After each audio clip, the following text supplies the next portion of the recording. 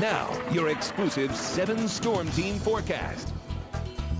Well, welcome back, everybody. Sleep Tight Weather View this afternoon takes us out to Curtis Creek, and notice it's swelled up there quite a bit with the rain that we had earlier.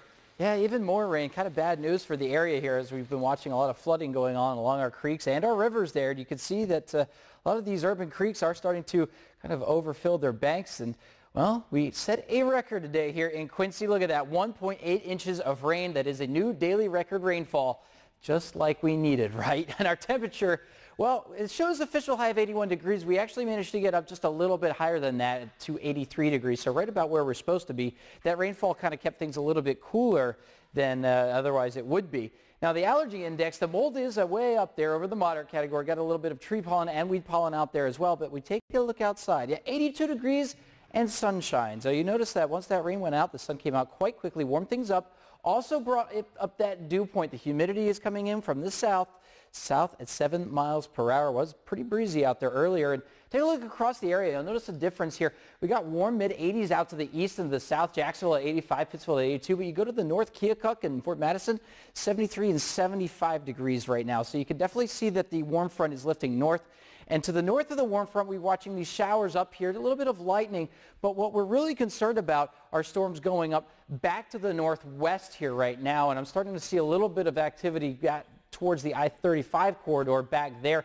That is something to keep an eye on, because right now the atmosphere is capped. There's lots of instability, lots of humidity at the surface, but there's a lid on that, on the atmosphere right now. And it's kind of like shaking up a Coke can. The more you shake it, the more that energy builds up. And if they do go, they could be quite intense and fairly strong, and will have a threat for all types of severe weather, including tornadoes. Now, you can also see some storms going back up here just east of Omaha. Eventually, all this is going to come to our area, so it's going to be interesting to see if storms can develop closer to us, or if the storms back to the west here are the ones that eventually get us later tonight. And it's going to make a difference, because we could either see storms later this evening or into the overnight hours. As far as Storm Prediction Center does have that enhanced risk for our northern counties. That again is for all modes of severe weather, a slight risk for almost everybody across the area. That forecast in motion, yeah, they're firing along this boundary here. And basically, we're going to do the same thing again tomorrow as this low pressure moves to the east. It's going to set down this boundary, and to the south of it, that warm, humid air will be instability, and we'll have more showers and thunderstorms across the region by tomorrow evening. What happens is that low will move to the east, a cold front will drop south, and we're going to get some possible showers filtering in from the north, and that'll be Friday. So not severe on Friday, as we get some more northerly cooler air in, but showers nonetheless. And of course, we don't really need that right now, because yeah, you got flood warnings up along the Mississippi River, and back out to the east, you got those flood warnings along the Illinois River as well.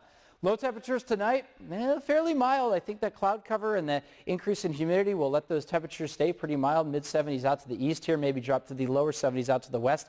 High temperatures, again, you can see where that boundary will be. Warmer to the south, temperatures possibly getting into the lower 90s to the south, only making it to the mid-80s to the north there. The 7-day forecast, good chance for rain and thunderstorms over the next 48 hours or so, especially into tomorrow evening, I think, for our southern viewers. By Friday, we're going to cool off. Look at that, only a temperature of 75 degrees for a high with showers in the area. I'm hoping we're going to go through a pattern change, and I'm hoping that we get some drier wear in here.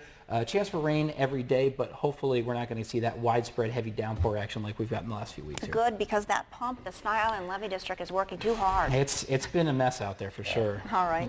Now, if you happen to have any of